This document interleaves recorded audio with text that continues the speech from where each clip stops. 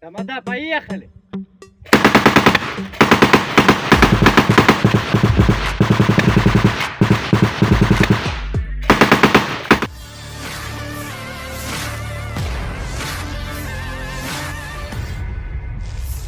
Brigade ke-200 Kubu Rusia menghancurkan kendaraan tempur infanteri Bradley selama pertempuran di Chasiv Yar. Rekamannya ramai beredar di media sosial Telegram pada Sabtu 8 Juni 2024. Pasukan serang dari Brigade ke-200 selama operasi penyerangan melumpuhkan dan kemudian menghabisi kendaraan tempur infanteri Bradley M2 Amerika yang terdeteksi di medan pertempuran.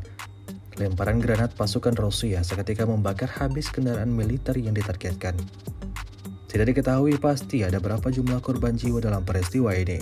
Brigade penjaga terpisah dari distrik militer Leningrad kemudian melanjutkan serangannya di Artyomovsk.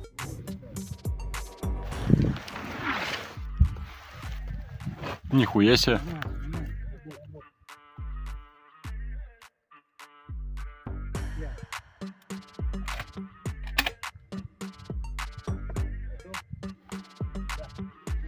Тамада, поехали!